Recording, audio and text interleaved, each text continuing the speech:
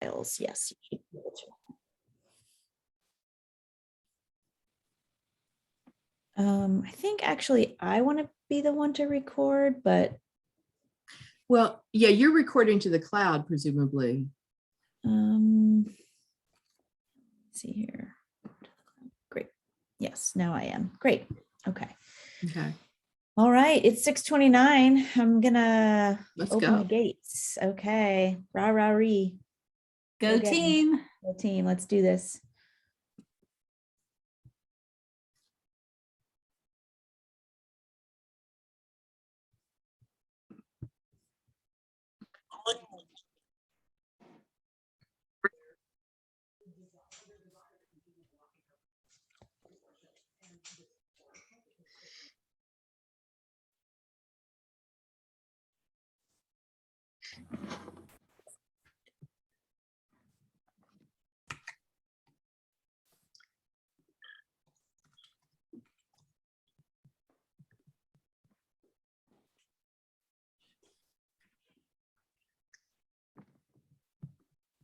Good evening and welcome everybody. We're going to take just a moment for some additional folks to join us from the waiting room. While you're getting settled in, I will repeat this instruction, but one thing you can do while you're getting settled is to scroll down to the bottom of your Zoom screen and you'll see an icon that says interpretation. Just please click on that icon and select your preferred language for tonight's session. And regardless of your language preference, we need everyone to go ahead and select that before we start the session.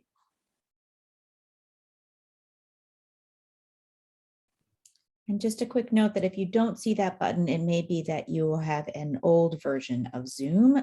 It should be fine for you regardless, but please do see if you have that icon.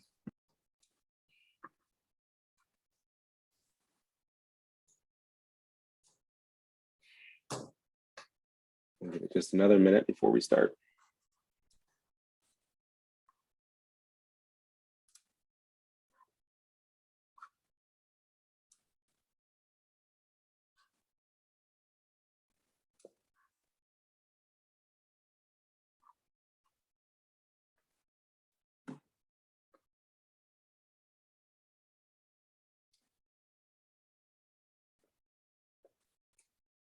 Do we have anyone else in the waiting room, or are we good to go?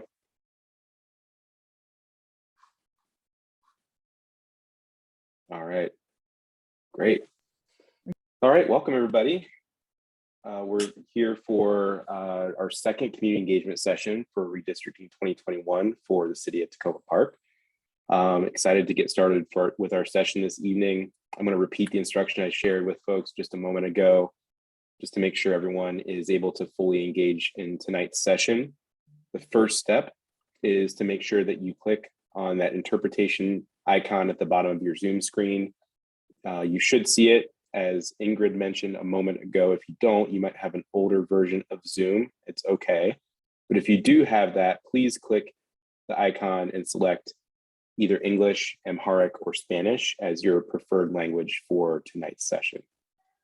If you have any questions or any issues with making that selection or navigating that option, just go ahead and chat your question in and we'll help you out with that. So that's the first one. The second is just to orient everyone to a couple other Zoom features that we're going to be using tonight. We're going to have plenty of time for Q&A and discussion. And so in this virtual Zoom space, we're going to make use of the raise hand function so that we can do our best to call on folks in an orderly fashion. So you should see another icon at the bottom of the screen that says reactions. You can click on that and then click the raise hand button there to indicate when you have a question or a comment that you'd like to share. And we'll do our best in this space to call on folks in the order that you raise your hand. But just know, if you have something you'd like to say or a question you'd like to ask, there will be absolutely be time for it. And then lastly, we are going to use the chat function tonight throughout the session. So make sure you familiarize yourself with that function. You might have it open on the screen. We'll be chatting in links to resources and references throughout the session. And again, it'll also be a place where we're going to field questions and comments from folks. So those are the major logistical questions or logistical topics. The last bit you might consider adding your award number to your name, your Zoom name. I see most people have their Zoom name already added. If you'd like to edit your name and or add the number of your council ward to that, you can just click on the 3 little dots in the top right-hand corner of your little Zoom window and click rename, and then just edit the text that appears on your Zoom screen. So with that, some quick introductions. My name is Joe Mormon. I'm here with Bloom Planning. We're a planning and community engagement and facilitation firm out of Philadelphia. And I will be the session facilitator for the evening. And I'm joined by Kate Doron, who is with Flow Analytics. She's a senior GIS analyst and will be walking us through a good portion of the content for tonight's session. We're also joined by several folks from the city of Takoma Park. And I'm naming 4 who have been especially instrumental in pulling together tonight's session. You will likely hear from some of them tonight. It's Jesse Carpenter, the city clerk. We have Rosalind Grigsby, the community development manager, Daniel Powers, public administration specialist, and Donna Wright, communications manager. They're all with us tonight. Thanks to them for all the support in pulling tonight's session together. We're going to review just some quick goals. The purpose of tonight's engagement session, there's really 3 things, pretty simple and straightforward. First is just we want to make sure everyone who's here can continue to build their knowledge of the redistricting process. So the driving question there is what is that process, the criteria and the timeline. We're going to review some of that information very briefly at the beginning of our session. Secondly, we're going to review some options. So tonight's meeting is really focused on some sample maps, and we want to really dive into the pros and cons of each of the sample map options and create that space for folks to share their feedback as well. And that's really our third outcome, our third goal for tonight's meeting. I want to talk through just a few norms for session engagement. We are in this virtual space as we have been for quite some time. And so it's helpful for us to all kind of align to a few things we want to agree to for tonight's session and how we're going to work together. First one is just respecting one another, our timeframes, our shared airspace. As I mentioned earlier, there will be plenty of time for comments and questions and Q&A, and just ask that everyone respect each other's time and space and make sure that everyone has plenty of opportunity to speak and share their opinion and their perspective. Stay in a learning and solution mindset. Remember, we're all in this together. Help me. We are still, this is a process. There is nothing that has been officially decided. And so this is part of the process and collecting feedback and perspective. And this is really a learning conversation for everyone who's involved. Thirdly, don't be afraid to say, sorry, I missed that, or could someone clarify what we're doing? So the whole point of this conversation is to make sure everyone has the information they need to be fully informed and to share their perspective. Get completely out, leave, and if you're just joining the session, if you could mute yourself, please, that would be appreciated. Thank you. Fourth, allow for humanity, right on time, right? Family, roommates, furry coworkers trying to jump in after a long day to this session, but just recognizing that we're all kind of, going through this virtual thing together. And then lastly, again, remembering that this is a process. There might be more questions than answers. No decisions have been yet made, but this is a really critical space for everyone to learn and to engage and to share their perspective. And then lastly, our agenda for tonight. So you can see we're wrapping up our quick opening and introductions. We're going to move into a very brief overview of the redistricting process, just to refresh everyone's memories about where we are in that process and some of the key criteria that's driving the process. The bulk of our time will be spent on sample map review. Kate will be walking through the current sample maps and talking through the background for each of those. We'll then have Q&A and plenty of discussion around those samples, and then we'll close out with some next steps and some information about what's to come next. So with that, we're going to jump right into just some quick background on redistricting. I recognize that this may be repeat information for some folks, especially if you were in our first community engagement session back in October. But just so we're all starting from the same information, what is redistricting?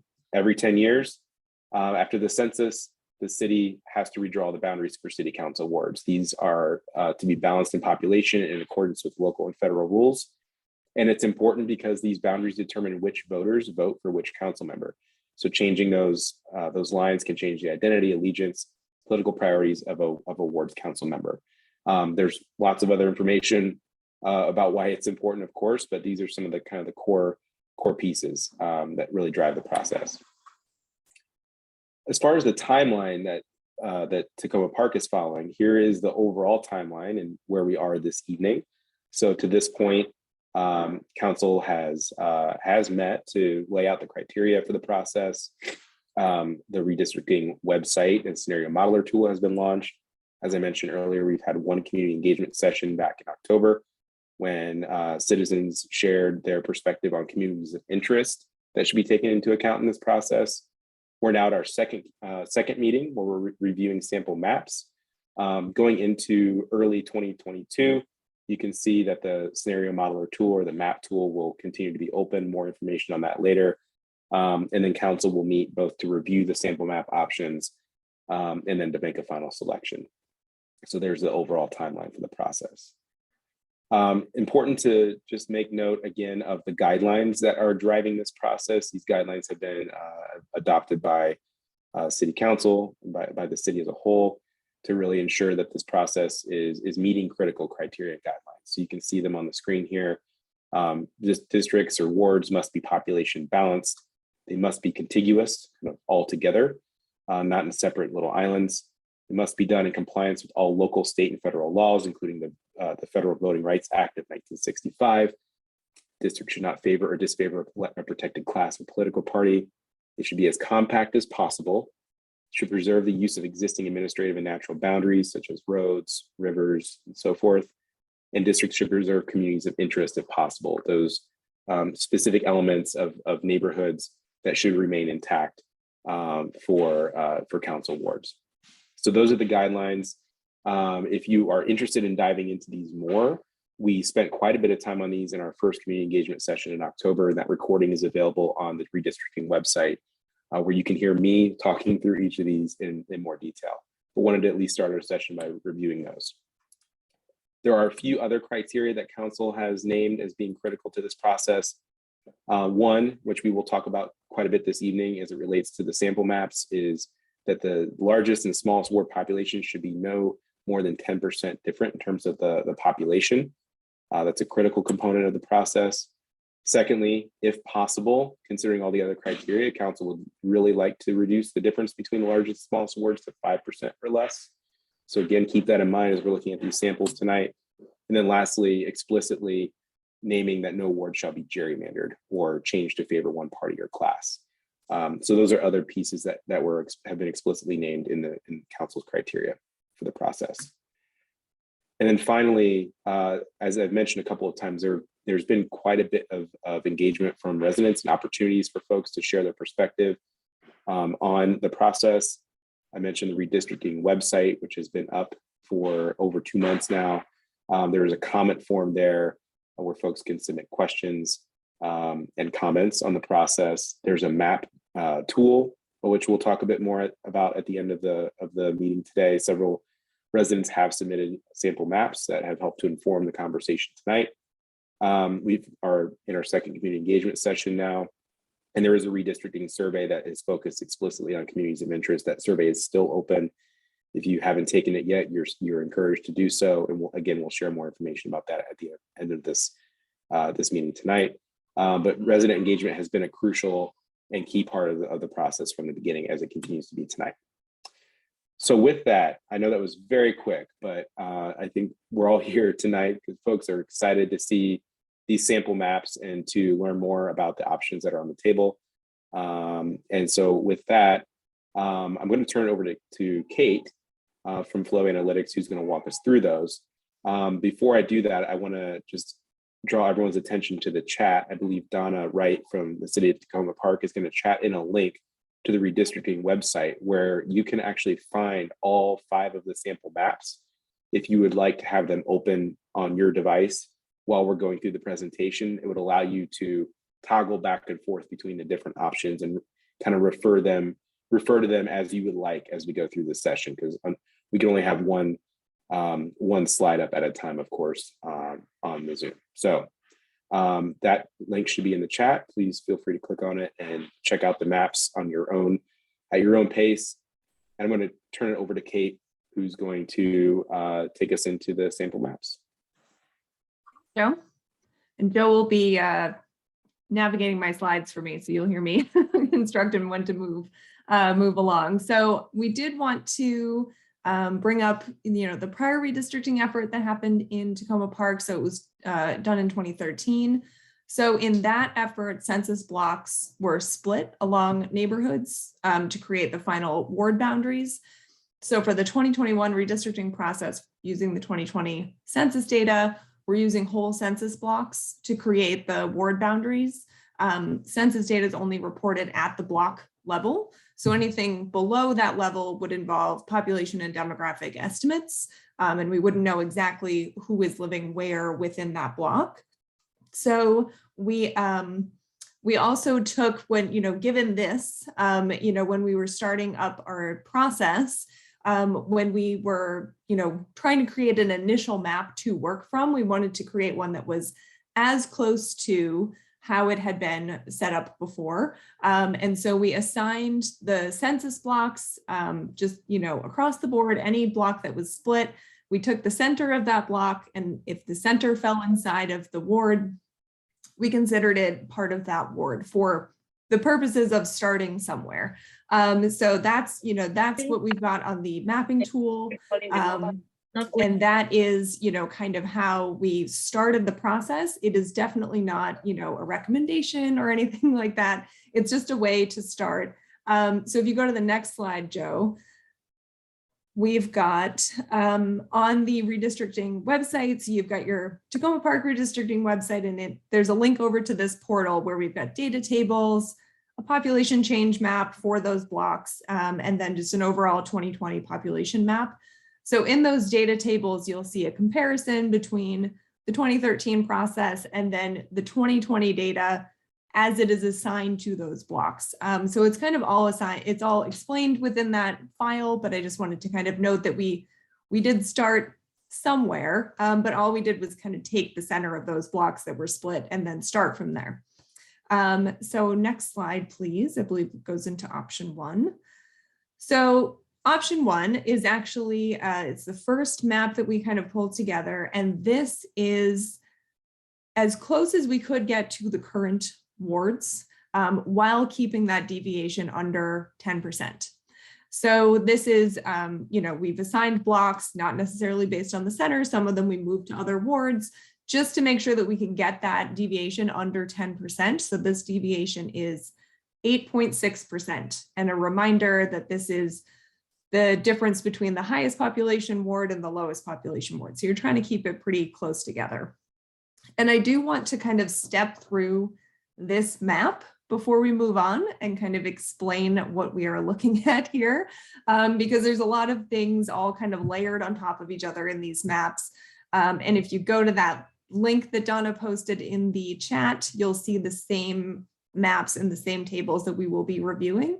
So if it helps you to open those while we are talking through these, then you can, you'll be able to see the streets better. You'll be able to see, buildings and things like that. So those maps are all posted on the website, but I will be walking through them in these slides. So the first thing I want to direct you to is the black outlines. So those are the existing ward boundaries. So we've kind of got little arrows pointing to each one.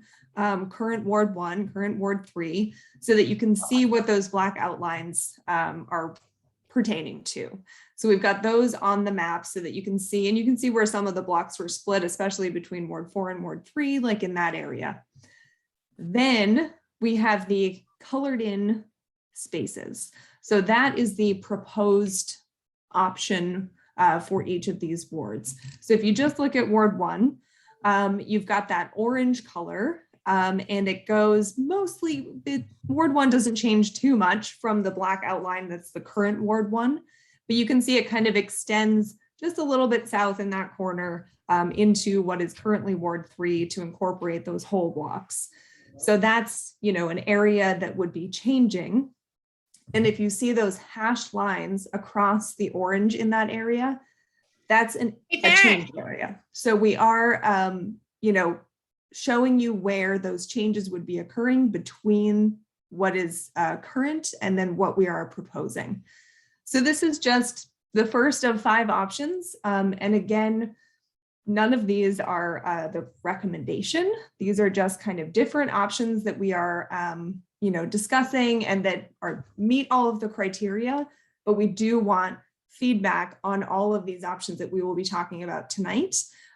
What's the one that you prefer the most? Why? If you prefer something the most, but you would like to see a change, what change would you like to see? So that kind of information is what we are really looking for. And we're just trying to give you some options to start with, or maybe there is one that you like and you think it's perfect. We want to hear about that. So any of the comments that you give us from this process will be compiled and preserved, and we will be looking through it and making updates to these options as the process moves forward. So just wanted to explain what we're looking at with this map here.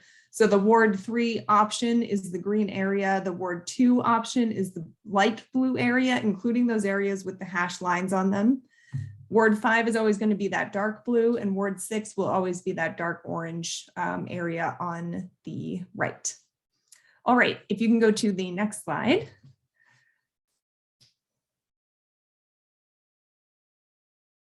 Oh, go back one more.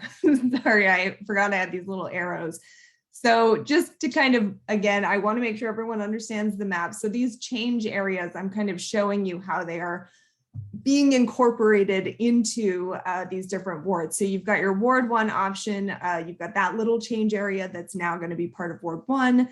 For Ward 2, you've got these kind of 2 areas coming into Ward 2, and a couple of other little slivers of areas that would go into Ward 2. And then for Ward 5, you can see that there's this kind of bigger area that would be incorporated in Ward 5. So just kind of pointing out some of these change areas, there's obviously more little ones. Okay, go ahead, Joe. So we've also compiled the statistics for each of these maps. So we'll be walking through all 5 maps, and they're all on the website, including with these statistics. So if you open, if you go to the website, you've got the map PDF, and then you've got these statistic tables. So this shows you the total population for each ward for this option based on the 2020 census data, and how far over or under that ideal it is. So the ideal is the total population of the city divided by 6. So how much over or under is it? And so you can see in this case, the deviation from the ideal for Ward 2 is negative 4.8%, and for Ward 3 is 3.9. So that's the difference between the 2 wards that we're looking at, all under 10%. And then the total population by race ethnicity per ward is also reported. So this is where you're looking at the demographic data that the census provides, and kind of how these wards are being broken out demographically. And so, you can look at basically if you go across the row, it adds up to 100%. So then you're looking at percent white versus percent non-white, percent Hispanic versus percent non-Hispanic is kind of the way to look at that table, and see, how well you think that this is kind of being allocated, and how many majority minority districts you might have within the city under this option. Next slide, please. So the other thing that we report is citizen voting age by race ethnicity per ward, because this is something that the American Community Survey tracks. So we include this information. The American Community Survey is much more of an estimate than the census, which is the actual, data that people are submitting. American Community Survey is, it's a 5-year estimate of lots of surveys that they do, but just another way to look at, majority minority districts and the percent of each of these demographic areas per ward in this option. So this is another bit of information as well. Next slide, please.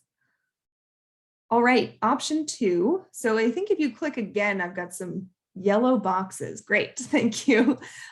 So this one is also very similar to your current wards. It's 7.1% deviation, so we're under 10. And this just kind of moves slightly a couple of areas around. So it adds it adds this particular block into Ward 5 that's in the top left yellow block. Top right yellow block, that neighborhood would be added back into Ward 2 where it currently is.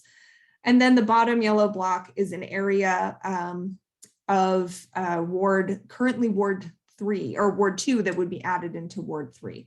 So it's all kind of balancing it out. We've got some wards that are higher than they used to be, some wards that are lower than they used to be. And so there is some movement that has to happen between these. So this is another option for what this could look like that is as similar to the current wards as we can get, nearly bit of a lower deviation on this one. And, just kind of looking at these particular areas that they would be changing from the current ward boundaries. Next, please. So the deviation here, as I said, is 7.1%. You can look at the total population and race ethnicity per ward. And this is something that, it's something that, we would be looking at for each of these and would like comments on, is how the demographics are, kind of playing out inside of each of these options, and looking for feedback on that as well. But also trying to make sure that we, have majority minority wards where possible, without it's a tricky balance. And I believe it's in the first community session that we had in October between, you don't want to dilute voters by, race, ethnicity, or anything else, but you also don't want to pack voters. So it's a tricky balance between those, but we are providing all the statistics here. And then if you go to the next slide, yes, and I saw that Roz just put in here so the measure for redistricting for that deviation is the total population for each ward and not the voting age population.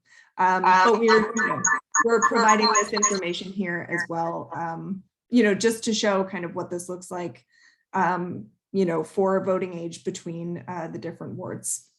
And I believe, and I think we were just talking about this a moment ago, but Jesse or Roz, if you want to chime in, I think that is it in Takoma Park that it's not just citizens that can vote for public office? Is that correct? That is true. Okay. Any resident of Takoma Park who's over the age of 16 Okay, is great. eligible to vote. So when you're looking at the citizen voting age population, this is an American Community Survey statistic. They don't have a non-citizen voting age statistic. And so when you're looking at this data, I would kind of look at it as the demographics are probably somewhere between the total population and the citizen voting age population. So unfortunately, we don't have the statistic for all voting age population, but we can at least provide this, as kind of an alternate look at, how the demographics might play out. Next slide, please. All right, so option 3. So options 1 and 2, the story of those is kind of, let's try to keep them close to the current wards, but under 10%. And, there's some blocks we can move here and there. And there's a couple of different shapes, and one of them does a better job balancing. So ward map options 3, 4, and 5, we got a lot of community feedback from the survey. And so we've gotten a lot of community of interest. Folks have gone in and drawn their own maps for their communities and provided comments and feedback about where they consider their community within the city. So we took that feedback from the survey and took that into account. And this is basically the map that happens when you keep those communities of interest, intact that have been submitted to us. So Ward 1 and Ward 6 actually don't change too much, and Ward 5 doesn't change too much either. So you're really looking at kind of the boundaries between 4, 3, and 2. So 3 and 2 are the ones that really change a lot. And in this case, you've got big change areas for Ward 3 and Ward 2 because Ward 2 is in that bottom corner instead of Ward 3 taking up most of that bottom corner. And so this map this map actually, and to respond to a comment, this map actually keeps all the incumbents in their own districts except for 5. So we'll be looking at option 4 in a moment. And the reason is that in that kind of top right corner of the of Ward 5 where it's green there, that was a community of interest that was interested in being part of the neighborhood that's kind of across from them, which is in Ward 3. So this is strictly taking the communities of interest that were submitted into account and kind of basing a map off of that has under 10% deviation. So the next slide, please. And I'll just kind of go through the tables a little more quickly because you can also look at them on the website. But yeah, this deviation 7.9% is the deviation between it's Ward 1 in this case and Ward 6. But as you can see from all of these maps, and kind of responding to the City Council resolution, which is trying to get it under 5%, the more that we kind of work with this data and the size of the blocks in Takoma Park and the number of people that are inside some of the blocks, it's actually pretty difficult to get it under 5%. It is possible, but then, there's certain things that we're not taking into account. So we're not trying to go for the lowest deviation possible because we do want to take communities into account as well. Next slide. And I think just letting you know that this table is here as well, but you can go to option 4. And I believe for option 4, I think I have some yellow squares as well. Perfect, thank you. So option 4 is very similar to option 3. It actually has a lower deviation. And what we did in this one was to kind of take that neighborhood in that the left yellow square that had to be put into District 5 because of the neighborhood in the right yellow square, and we put it back into Ward 4. It is a neighborhood that is across the street from, the rest of Ward 4. So we wanted to make sure that that was, a change that was in this option. But that's kind of the biggest change between these two maps, between 4 and 5, is to kind of make sure that Ward 4 is a little more compact. And Ward 5 would then end up taking a couple of blocks from across the street there and include it in that neighborhood. So lower deviation here. Next slide, please. Okay, we had a comment in the chat that said, say that again. I think it might be asking you to repeat part of what you just shared. With the person who chatted that in, is there a clarifying question you'd like to ask before we move forward? Yeah, if you could just go over, you were saying what was included in Ward 4, and I didn't quite. Oh, yes. Yep, so that left yellow box, and maybe Joe can kind of hover the mouse over it, where it's, yeah, exactly. So there's a block there. If you go back to option 3 map, if you don't mind going back 3 slides, you'll see that that block in option 3 is actually included in Ward 5 instead of Ward 4. So the difference between Ward 3 or option 3 and option 4 is really kind of moving that back into Ward 4 and then making the necessary adjustments to get it back to 6.4%. So that's a neighborhood that it makes sense. It sticks out from from Ward 5. So it doesn't really make sense to take that. It's also the other side of the stream or the creek. So keeping that neighborhood in Ward 4 seems to make the most sense. So this is a slightly different configuration, but still keeps a lot of the communities of interest intact. It keeps most of them intact that were submitted. There's just a couple of areas that would be kind of combined with another neighborhood that's across the street. Okay, there was one more question just to make sure everyone's on the same page. Just asking for the definition of communities of interest. Would you like me to share that? Yeah, sure. It's actually almost a thing that doesn't really have a clearly defined definition. So when we ask people in the survey for communities of interest, it's really where you live, what do you consider your community? Excuse me. What is your neighborhood, or what is the, kind of the group of people that you interact with the most, or is there a cultural component to it, or something like that? So it's really, within the city, what do you think should all be within the same ward so that your community feels represented by one person?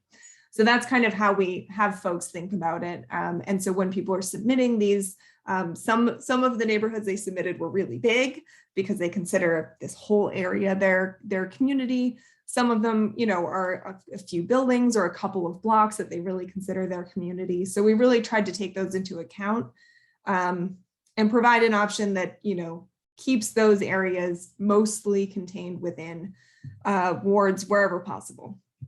It's not always possible for an area that's too big or too broad because it would be too many people, but for the most part, these also kind of follow, major roads.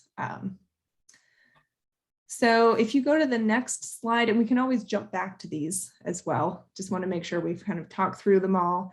We've got the statistics here for 4, deviation is 6.4%, which is pretty good.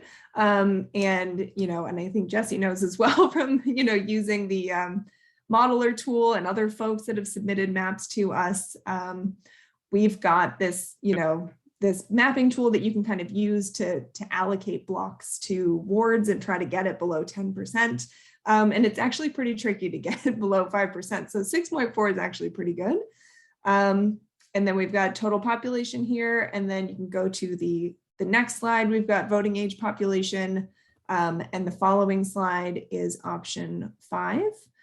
So this one is, I'm highlighting a couple areas here that are a change from option 4. So this one also uses most communities of interest. It has a higher majority minority in ward 4. Not just majority minority, but it actually has a majority Black population in ward 4 for that voting age population. And then the deviation is actually 6%. So this is our lowest deviation. But again, we can try for lower deviations, but it's all a balance. So as long as it's under 10%, we're good. But then you can see ward 5 kind of reaches further down to incorporate more blocks into ward 4. So those are kind of the bigger changes in this option. And yeah, for various reasons, folks can like these maps for, not just communities of interest, but being able to understand where the boundaries are, or using things like streams or major roads as boundaries, things like that, can all be reasons why you might like or dislike a certain map option. So if you go to the next slide, I believe the difference is between ward 6 and ward 1. So there's always little tweaks we can make to these to, kind of add some people here or there. But most of the blocks, you can see the number of people that are over or under the ideal is pretty small. And most of the blocks are over 100 people or over 200 people per block. So as soon as you move one from one ward to another, you basically have the same, the same percentage difference. Some of the blocks actually have, 500 people or more in them. And so it's tough to move them from one ward to another. But we can always make tweaks based on comments as well. So yeah, so I think you can probably go past the next one. Yep, you can go past this one. Okay, so those are all of the maps. And because I was presenting, I wasn't exactly reading the comments too much on the side. But Joe, I don't know if you want to jump into questions or go through questions that are in the chat already. Yeah, we do have one in the chat that I'll address in a moment, but we're going to, I want to encourage everyone first just to ask clarifying questions about the 5 maps. There's a lot of information that was just shared. Just want to make sure everyone has their questions answered, and then move into more of a discussion after that. There was a question about the possibility of an overlay of all map options that would be like an anatomy and physiology cram chart. We don't have that currently. I'm not sure, Kate, if that's something that Flo could create, or if we could look into Yeah, type I of can resource? talk with Dan at the city, because I know he's been working on a web map option where you'd be able to see, you'd be able to go into a web map and kind of look at the different options and turn them on and off. And so Dan and I can talk about that after this and see, see if that's something that we can get put up. So then you would be able to turn on and off the options yourself, and you wouldn't have 5 stacked on top of each other. You'd be able to choose which ones you want to look at. So yeah, so hopefully that's something that's coming soon. Dan and I can talk after this, unless Dan wants to chime in. And then we had another question about how is the final decision made? Would anyone from the city of Takoma Park like to address that specific question? Any detail around that?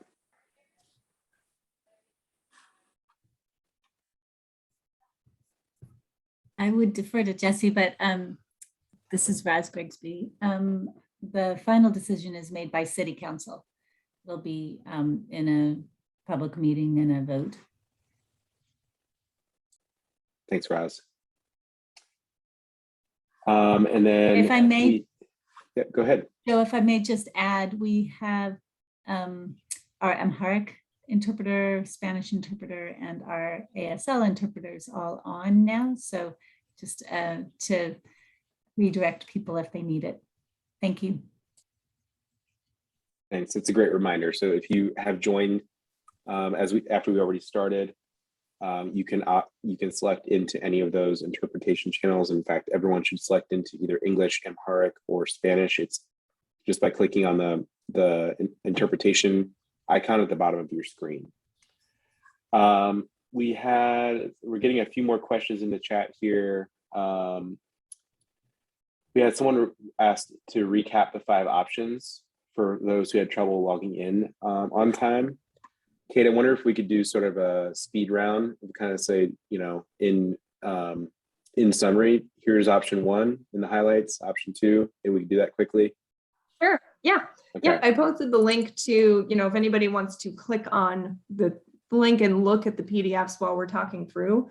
But option 1, you can see the existing wards there in the dark boundary, the black line.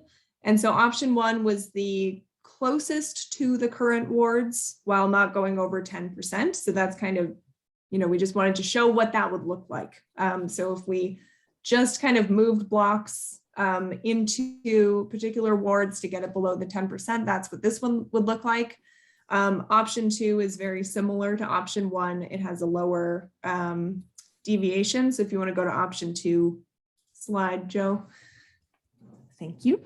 So this one has, a lower deviation, but it's still pretty similar to option 1. It's got a couple of changes. So there's, an area that moves into Ward 5, an area that moves back into Ward 2, and then this kind of change area at the bottom that would move, all of that would move into Ward 2 as well from Ward 3. So Ward 3 would be, from Ward 2 into Ward 3.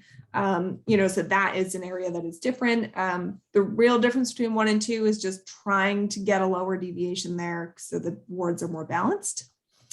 And then option 3, big picture, is that it takes all of the communities of interest that were submitted into account to draw these boundaries. So it tries to keep the communities, where possible. So if they're not too big for a ward, if they were within a ward, we tried to keep them, within a ward. So this is what it would look like if we took all of the communities of interest that were submitted into account. And then at the deviation 7.9%. And then option 4 actually looks at one particular neighborhood and a couple of other tweaks. If you hit next, I think there's these yellow boxes. So this particular area in Ward 4, that is kind of across the street from the rest of the ward and is on the west side of the creek, keeping that area within Ward 4 seems to make more sense. It's more compact. It looks like it's within that neighborhood, and not having, so option 3 would have had that in Ward 5. So in this option, we've got that put back into Ward 4 and a couple of other tweaks made to the boundaries there. And then option 5 is a slightly different take again on communities of interest, still uses most of the communities of interest. And then the difference is that Ward 4 ends up being a majority minority Black ward. So not just majority minority overall. That's the statistical difference for that one. But I believe there are still 3 majority minority wards in this option as well. Yeah, so that's kind of the recap for the 5. Great, thanks, Kate. And I'm working through the questions in the chat, so thank you Yeah, all thank you. Who's chatting in. We're just going to go in the order that they came in. We had a question, can we have assurances that these changes won't affect the MCPS school boundary map? Have you all talked to MCPS? It's my understanding that there is no effect.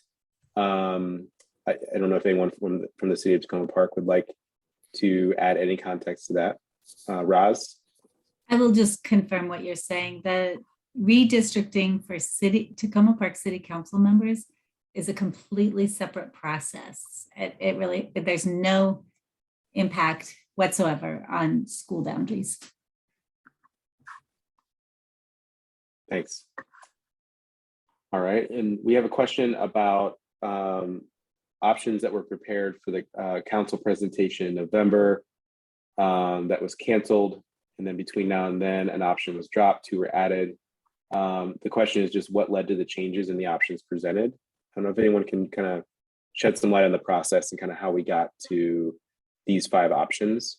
Yep, I can. So one of the options that we had in the initial 4 was a lowest deviation possible option. So it was 1.5%. And that option is, I believe, available on the website as it was submitted by a member of the public. And so that, that option is available to look at. But because it didn't take, it's really just like a statistical, like this is statistically like the lowest deviation you could possibly get. And because it didn't take things like communities of interest into account or trying not to move as many people from one ward to another, we didn't put it forward as an option that, that we wanted to kind of move forward because it kind of just didn't, technically contiguous, but it didn't really take these things into account. And so we didn't want to put an option out there that was immediately going to be thrown out, if that makes sense. There just wasn't a lot going for it except really low deviation. And so that was one of the ones that, and I can't remember if it's on the website yet or not, but I think that one was one that we took out. And then I think we added in options 4 and 5. At that point, just some, moving that neighborhood back into Ward 4 for option 4, just kind of looking at that one and saying, let's do this in advance. Like, let's get this option out there because we think that's probably going to be something that would be requested, so let's kind of keep that in there. And then 5 as well. So like some changes to option 3. So those are the differences that were made, or the new options that were made. Thanks, Kate. Next question in the chat, is there a don't fix it option? Are the current ward boundaries in compliance? Kate, that's probably one for you. I don't know about the current sorry, can you repeat that question? I didn't see that in the chat either. Is there a don't fix it Oh, option? don't fix it. Mm-hmm.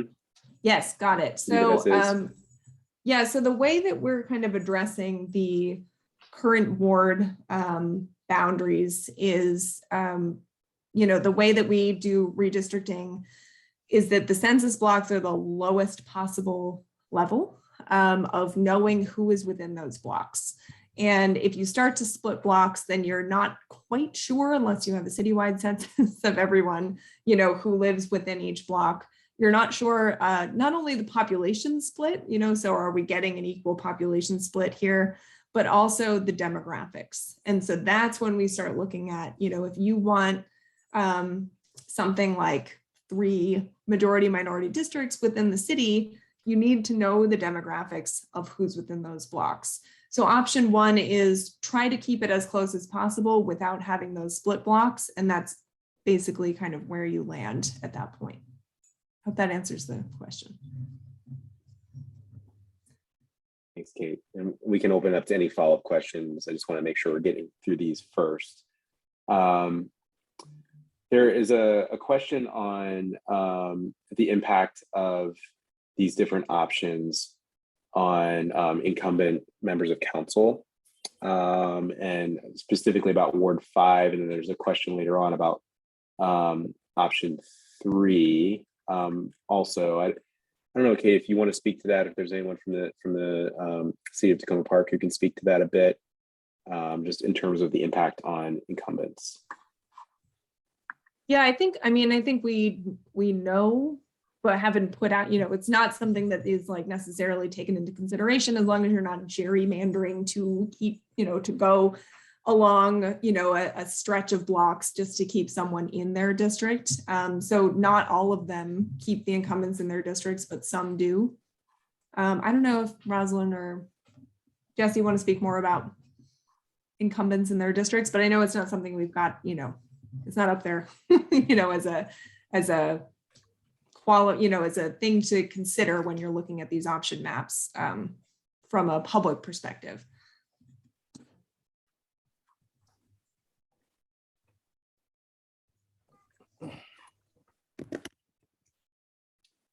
Jesse or Roz, anything to add to what Kate shared? This is Jesse Carpenter. So I can say one of the things is when we're talking about making the fewest changes possible, some of the maps that are the fewest changes possible keep incumbents in their wards. So that's an option to be considered by the public and the council, but there are many options to be considered. And it's not the primary focus of the redistricting exercise.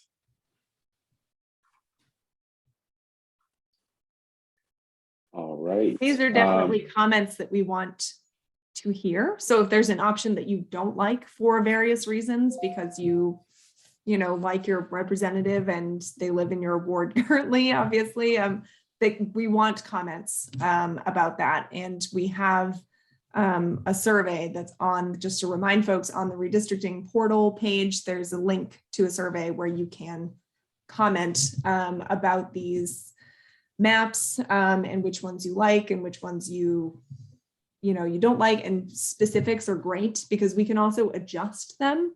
So it's not pick one of these 5 and it's going to be your map. We can make adjustments to them before, it's part of the process. So if there's a particular block where you're like, I would love to see this block in Ward 1, if possible, to fit that in there. And could we, that kind of feedback is great. We'd love to know why or why not, you'd like a map, or what changes you'd like to see based on other communities of interest that might not have been submitted yet. Yeah. We had a question come in. This is actually direct to me. Just a basic question on why there are 6 wards versus a different number, and what would be the determining factor for increasing the total number of wards?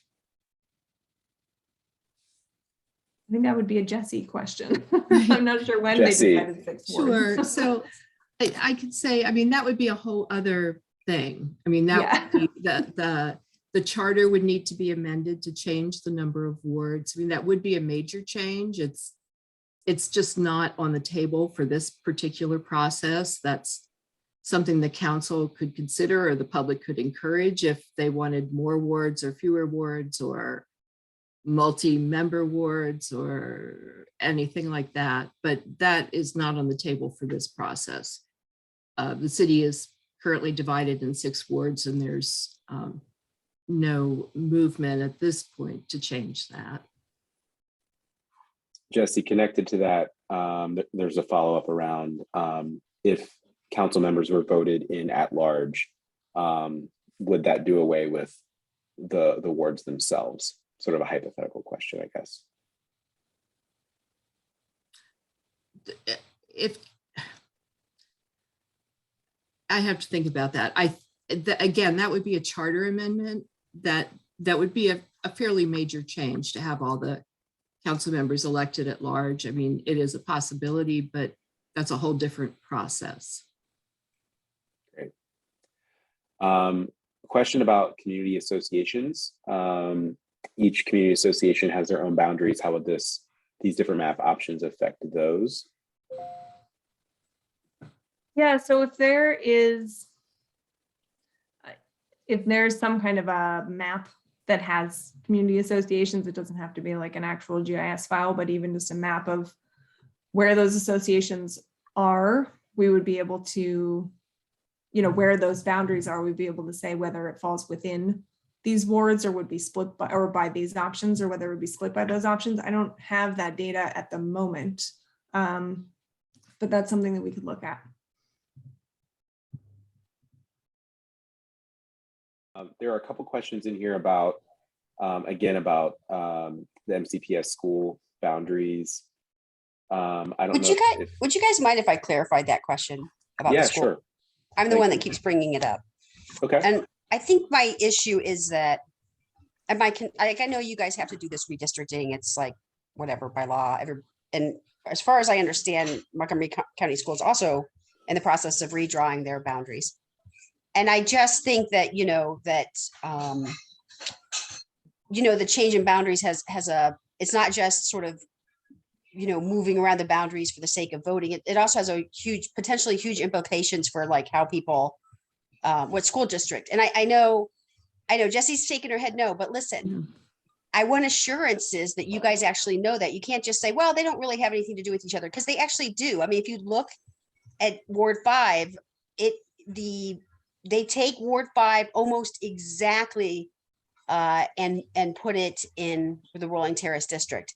And so it has big implications about everything from housing costs, prices to, splitting up communities around schools. Like, it's a really big deal. And all I want to know is an assurances that you guys aren't just saying, oh, they don't have that much to do with each other, but you're actually trying to engage Montgomery County schools and talk to them about how this process works.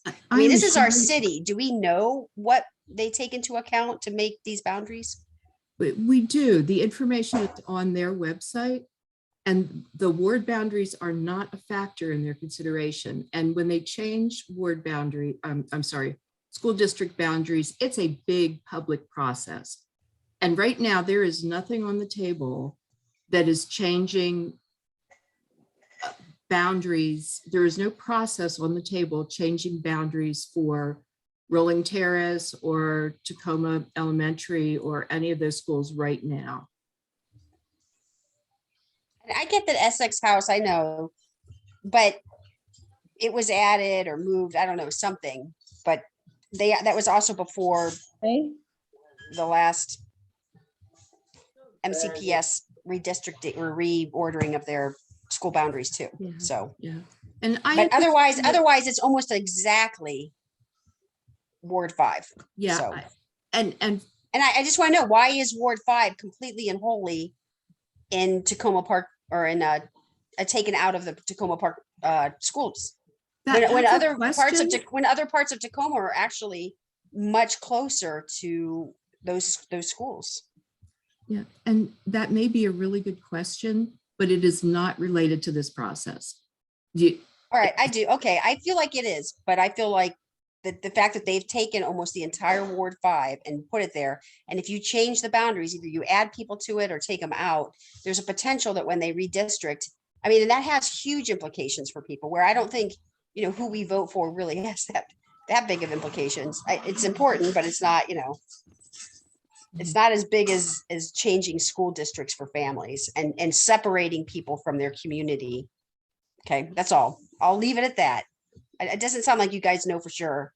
So I'll just I know leave it for at that. sure. And I will get more information for you. Thank you. There's a question about the timeline for the process, and I'm going to go back quickly in the deck. Bear with me here while I do a lot of clicking.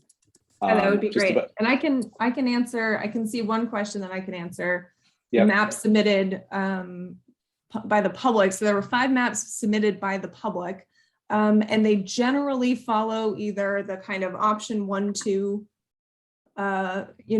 set, or the option 3, 4, 5 set. So we did take those into consideration when we were looking at communities of interest. We were kind of looking at those public maps as well and seeing like, are we following what they are doing? There was one map that was submitted after these options came in. But the 4 that were submitted before, we also looked at those as well. But they're pretty close. There's one question that hasn't been addressed, and that is, are there census blocks on the border of the city that are split between Takoma Park and Montgomery County?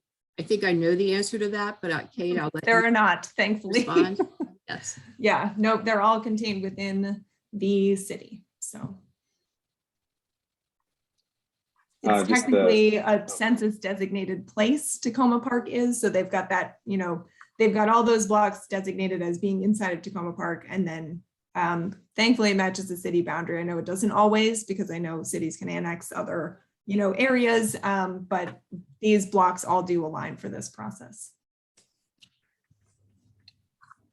Just to further address the question about how much time is available for consulting with other neighbors and residents and so forth. So you can see on the timeline here, the scenario modeler tool, the map tool that we've referenced, has been extended quite significantly into January. So there's over a month still to submit sample maps that help to inform the process. I mentioned earlier, there is a survey on the redistricting website that's focused on communities of interest that's been open since early October. That continues to stay open. It's another space to share feedback. There's a comment function on the redistricting website where folks can submit comments, questions, concerns that get addressed and followed up on. So those are a few of the ways that folks can continue to engage. There will be, of course, 2 additional council meetings. The first dates are to be determined, but the first one will be the review of the map options as a public meeting. So of course, anyone is invited to attend to make public comment. And then the second one will be the actual meeting where the option is adopted. So that's just a review of the process. There is still some substantial time left for people to get engaged and to weigh in. And I think everyone, the city encourages folks to do so.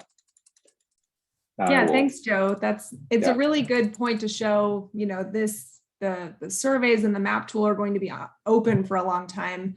And, you know, I saw at least one comment from a submitted map that was, you know, once you start working with the map, if you want to use the map tool, you know, and you're using whole blocks that have 200, 300, 400 people in them and trying to keep it under that 10%, and we have to keep it under that 10%, that's when it gets tricky. There's only so much that you can move. So you are kind of limited by the, you know, the blocks themselves and keeping it under that 10%. So there's a lot of things at play. And we do want people to play around with the map, you know, come up with new ideas. Even if you can't get the deviation under 10%, you can still submit the map and say, you know, here's what I like about this map. I couldn't quite get it, you know, under 10%, but I like these pieces of it. And if you could think about, you know, incorporating these, we really, you know, we kind of put these options out here for a couple of ways to think about redistricting in Takoma Park. And the best part about putting maps out there is that that's when you really start getting a lot more feedback coming in, which is exactly what we want. We want to know, you know, hey, you can't put that block in this ward because it's part of this neighborhood. We need to know that. We don't have GIS files of where everyone considers their communities and their neighborhoods within the city. So we want to hear back the specifics. You know, I really like option 2, but I wish that this neighborhood, you know, or this block was in this ward instead. Great, we can try to like work on that and incorporate that feedback. So this is really the time to give us more feedback, send in your maps, edit our maps, and see, you know, see how close you can get, and you know, just kind of see how that can all work. So yeah, we only want feedback right now, basically. Okay, speaking of the maps, there was a question about how the maps that have been submitted to this point have been incorporated into these samples. Can you speak to that a bit more? How the maps that have been created to this point.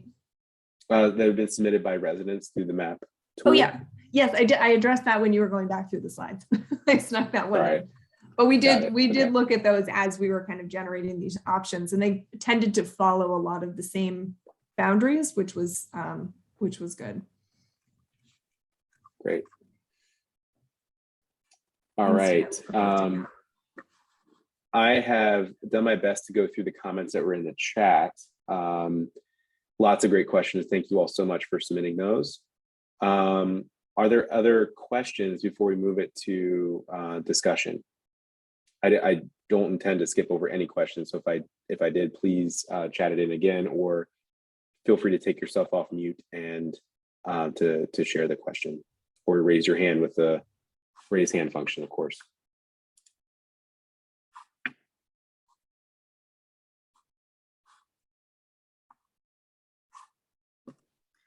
We have a question about the specific differences between options 1 and 2. Sure. Yeah, if you go back to that option 2 map where it's got the yellow squares, kind of point that one out. Yeah, so these two, it's just kind of a variation on option 1. So the top right yellow square would go back into Ward 2. There's the yellow square to the left of that area would go from Ward 3 into Ward 5 instead, that block.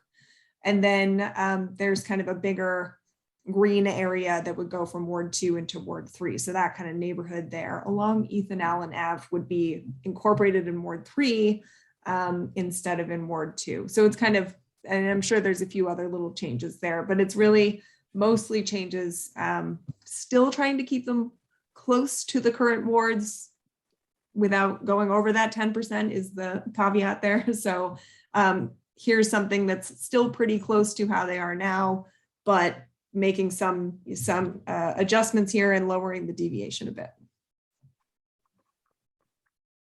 Thanks. Mm-hmm. And all of the other- tables, the demographic tables are also available on the website as well. So there would be probably some demographic differences between the two as well.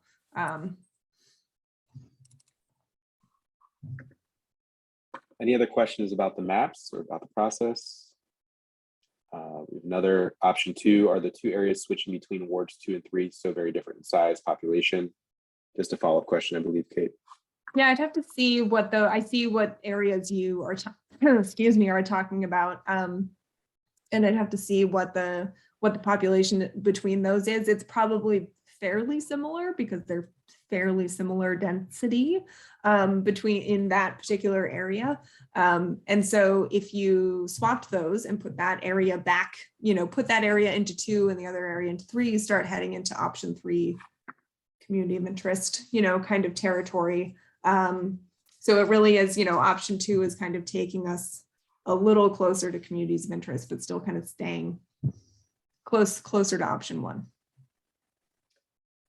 All right. I see we have a raised hand. The name on the screen is Bob Davis. Would you like to come off mute and ask your question? I did. Can you hear me? Yes, we can. Okay, well, obviously I'm not Bob Davis. I'm his wife, but I live at the corner of Jackson and Lincoln. And right now I am in Ward 2. And I have for many years been part of the Saska Citizens Association, including holding offices. And I realize it's just a little bit over there, but when you put just a few houses, which I see on many maps, you put a few houses into a ward, with which really, or into a neighborhood they have nothing in common with. I've looked at all the maps and I resent, that my little area would be moved out of the ward when, it's a block of just a few houses on one side of the street. Also, I had sent a comment about this, but you left out on your maps the majority of major streets. So you didn't name them.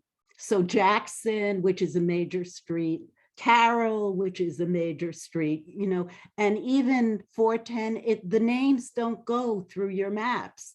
So it's very hard to tell exactly where you are. So I may be guessing to a certain extent, but I'd prefer to know for sure. Thank you. Yeah, and I can look at that. It might be a case of the ward, lines being drawn over the road label or something like that. So I can make sure that those labels are like on top of everything. And then we can get those updated on the website. So we've got better, road names listed. It sounds like it's probably a layer that's sitting on top of the road name. So I'll look at that and then we can get those updated. Okay, well, I would also, if I'm still on, like to say that moving a few houses on a different side of the street into one ward to get numbers is really, in my opinion, a very poor way to organize things, especially and unfair to those residents because the rest of their ward will not be very interested in what's happening to them. And I'll stop. Yeah, so if you are able to, and you might have done this already, but submit, I think it's in the comments, the community of interest survey would be a great place to put that in. That's exactly what we're looking for, is this area is, I'm concerned that this would not be kept in the same ward as the rest of this area. And we would want to fix that in an option going forward to make sure that that is included. So we definitely don't have all of the communities of interest so far that folks are interested in, and hopefully seeing these maps and seeing where these lines might be means that we will hear from more people about exactly where there's areas of concern, which is exactly what we want to know. Thank you. Thanks for the comment and the question. We have another raised hand. Yes, sir. I don't see your name on the screen.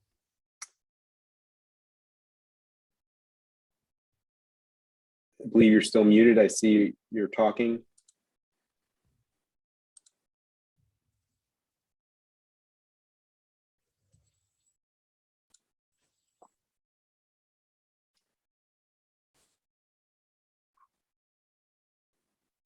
You're looking for the mute.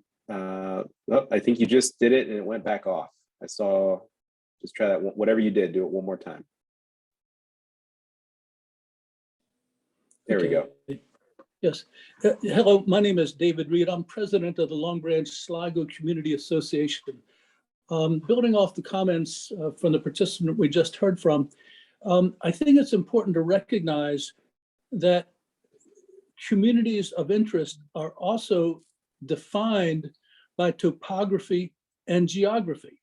And the interests in Long Branch Sligo are profoundly shaped by the fact that we're between the two major creeks that run through our city. And in several of the maps, particularly 1 and 5, the coherence of our community is just chopped in half willy-nilly, not taking into consideration the fact that geography and watersheds really do shape in fundamental ways our community interests. And those interests then are reflected, for instance, in infrastructure. They're reflected in the minor master plan and its redistricting that's going to happen there, and all of the associated changes that will take place under the minor master plan. If we are chopped into 2 or 3 different wards, the ability to influence the political process and protect the interests of this community are significantly diminished. Thank you. Thank you. I think that we did have a comment about that area submitted in the communities of interest survey. It sounds familiar to me. And then I think it wasn't well defined. You know what I mean? So I think I've got it now, but if you can also submit it, that would be great. Just kind of, this is a particular area that we would like to be kept within one ward, would be helpful. I'm imagining that we're going to be getting a lot more community of interest feedback and kind of revising that option 3 map, if that makes sense, and making sure that it kind of takes some more of these into account as well. So thank you for that comment, and we'll keep that in mind for sure. Other questions or comments, feel free to raise your hand or add it to the chat.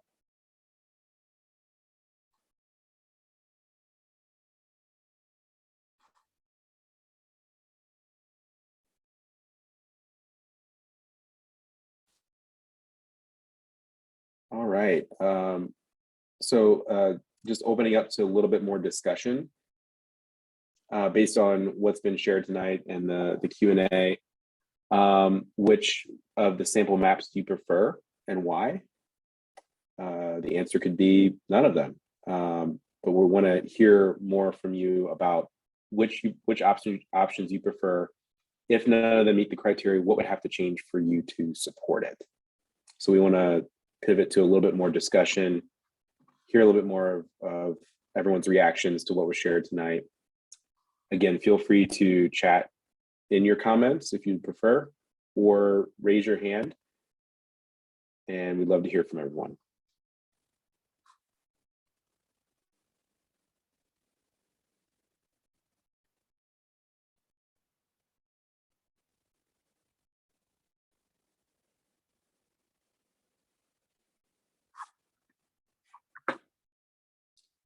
All right, we have a raised hand. We have Kausar Talat. Could you please take yourself off mute? Yeah. I hope I got Hi. that right. Yes, thank you. So I live in Ward 5, and I actually thank you very much for all of the work that you've done to prepare these maps. I know it is a lot of work, and it's actually not as easy as people might think that it is. So thank you very, very much. I prefer the 3, 4, 5 sequence of maps, mostly because it gets rid of the gerrymandering that has existed in our city for several years, several decades, I guess, and starts fresh with more logical maps.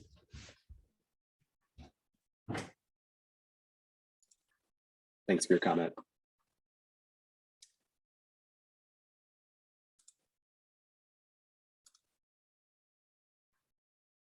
Other comments? Mr. Reed. Yes, thank you. Maps, building on my comments just a few minutes ago then, maps 1 and 5 work, I believe, directly against the neighborhood, the Long Branch Sligo Community Association, because it actually chops our community association in half, if not in 3 parts. 2, 3, and 4 basically protect the integrity of this geography or this community. So that's just by way of letting you know. 1 and 5, I would certainly find there probably a lot of opposition in this neighborhood. Thank you for that. We have a raised hand, Thomas Hall, Ward 5. Mr. Hall.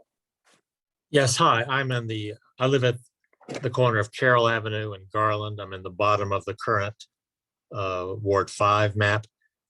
And I like the fact that we have definite geographic and functional boundaries. To the west, we have Sligo Creek and Sligo Creek Parkway, and its bike and pedestrian path really links the length of Ward 5. And to the south, we have Carroll Avenue right across the street from me. And it might as well be the Beltway at times with, you literally cannot cross the street for several minutes for large portions of the day. So I don't like the maps that flip-flop a block or 2 either side of Carroll Avenue, especially map number 3 is atrocious. I would say I could live with any of the maps except version 3.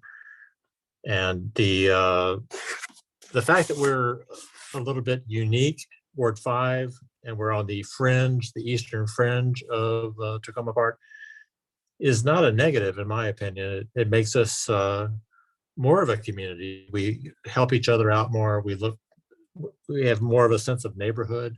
I would not like to see that diluted or changed.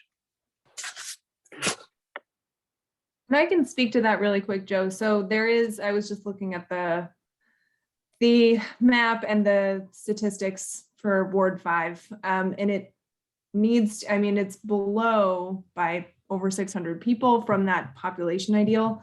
So it does have like that really nice geographic, like this road and this creek.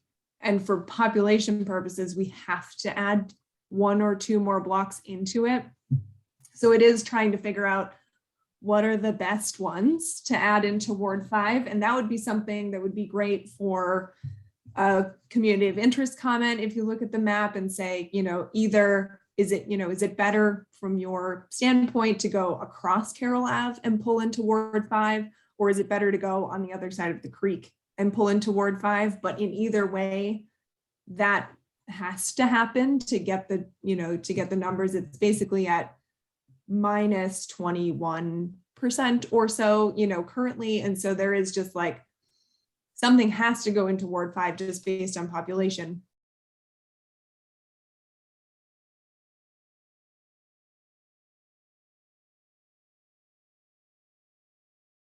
Well, as far as common sense goes, you can cross a highway. You cannot cross a creek unless there's a bridge, and there's only a couple.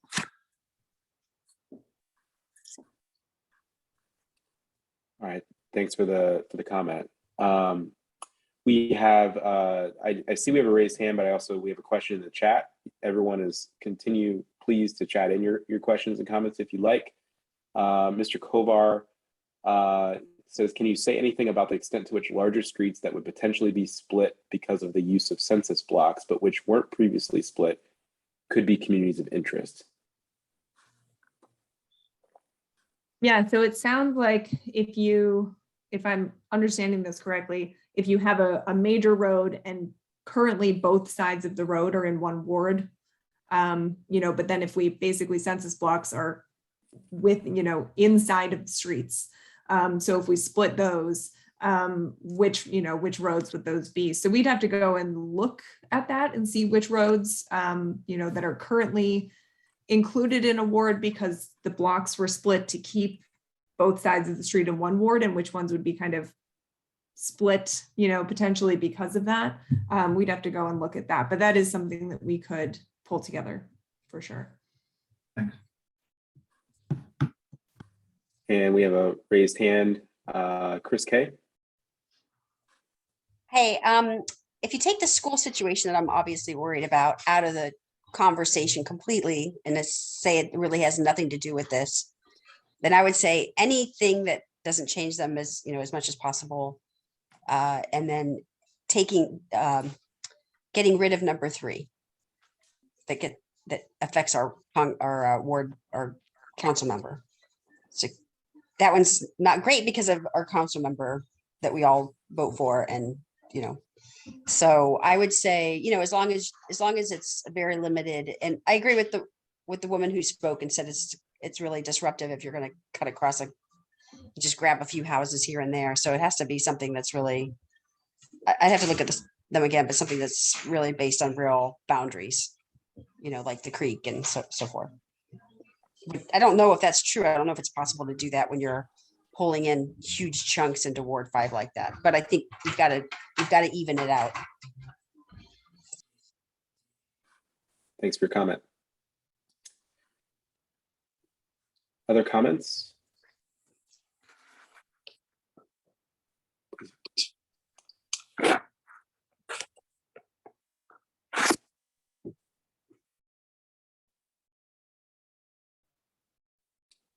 There is a comment in the chat about the Takoma Park Charter as it relates to electoral consequences for incumbents or potential candidates being an impermissible factor to consider. And there's language in there from the charter.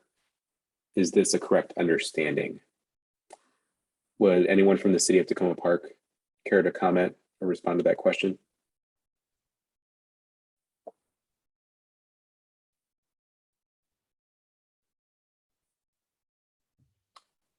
Jesse, perhaps you could respond.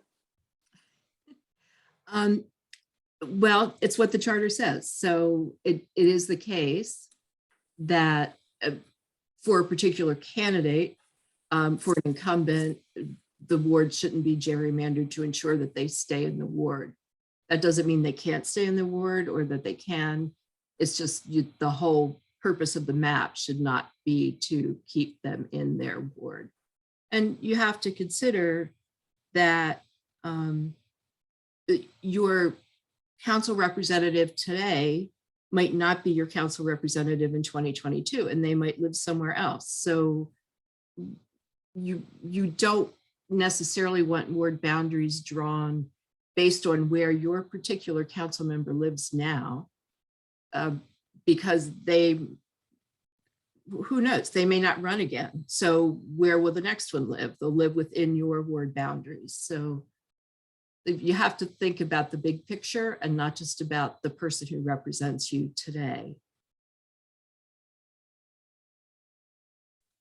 Thanks, Jesse.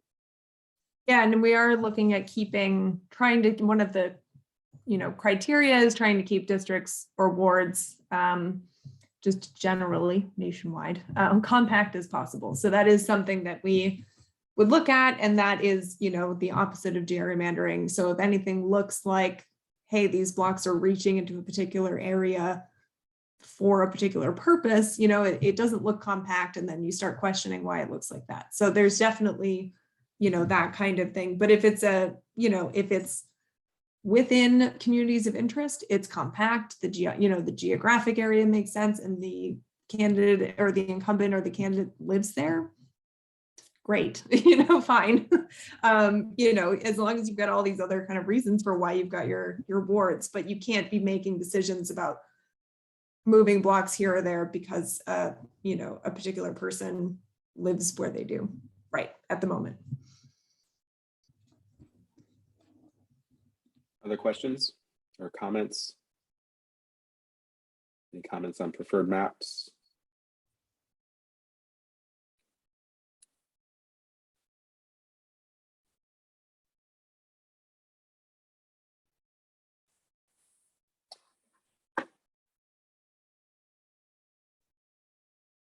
All right. So we've mentioned a few times that there are lots of additional opportunities for everyone at this meeting tonight, and hopefully many, many more residents to weigh in and share their perspective on this process. So as we move towards close to the meeting tonight, we want to make sure that we highlight some of those options. So Kate, could you speak just a little bit about the map tool, just for anyone who might not have accessed it or used it yet? Just any tips or things to consider? Yeah, so this is the main Takoma Park redistricting page. And then you can see you've got a kind of a link over to a portal on that page as well. So you've got the main redistricting page, which has all the FAQs, all the links, all the map options, everything's on that page. And then if you go into the redistricting portal, that's where you'll find the links for the map tool, the surveys, some more information about the schedule as well, that we kind of keep updated over time. And then the map tool itself is, there's a demo for it that I recorded back in October, I believe, when we put the map tool out. And it really just takes you to what I was saying at the beginning of this session. The blocks have been assigned close to their current, wards. We had to put them kind of somewhere. So you've got a starting point. And then you can adjust the maps from there and assign the block, kind of remove the block from a current ward and assign it to another one. And the numbers will update on the right side of the screen. So you can really see like how close are you kind of getting to that 10% or, what areas, like if you were looking at Ward 5, how do I get Ward 5 below 10% population difference, or below 5% ideally, by moving some blocks into Ward 5 and see which ones, would make sense. So you can kind of play with it. And then if you end up with a map that you like and you want to submit, there's a submit map button on the map tool itself, and it just lets you submit the map right into a survey, and then we review it. Thanks, Kate. So we, again, encourage everyone to check out those resources if you haven't already, and strongly encourage you to share them with others who may not have seen them as well. Still plenty of time to submit additional feedback to help inform the process. So just again, highlighting a few of these, take the redistricting survey. Again, that's focused on communities of interest. A lot of topics that came up tonight that would be great to capture there as well. So the more information we can gather on that, the better. Submitting a sample map. Again, Kate just reviewed the process for accessing that. And then I mentioned the city council meetings coming up in early 2022 with the goal of adopting a map in February. So stay tuned for more information about those meeting dates. Lastly, deeply appreciate everyone's attending tonight and engaging in the questions. I'm going to launch a poll just to get your quick feedback about tonight's session. There's just 2 questions. And really value your perspective about tonight's meeting. So if you would take a moment to just click your response to the question. First one is tonight's session helped me better understand the process in Takoma Park.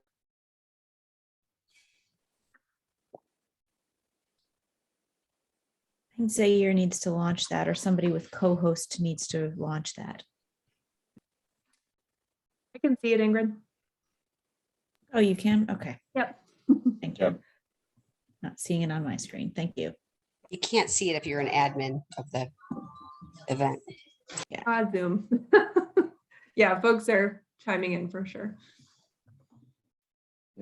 Awesome. It's like we've got 17 of 23. Okay. And you can see the results there. Appreciate everyone's feedback. And we've got one more question we'll launch. Tonight's session gave me an opportunity to share my input about the process. Strongly agree, somewhat disagree, or strongly disagree. I'll give everyone another 15 seconds or so to respond. Thank you.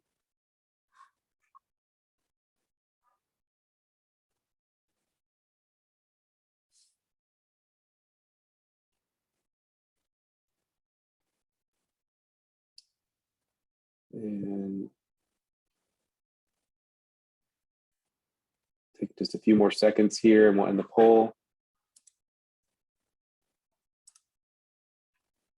And here's how y'all responded. Thank you again for the feedback and for your engagement tonight.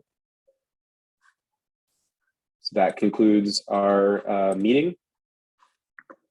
Everyone have a great night and a great holiday season.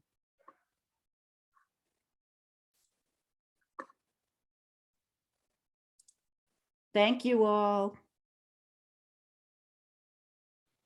Thank you.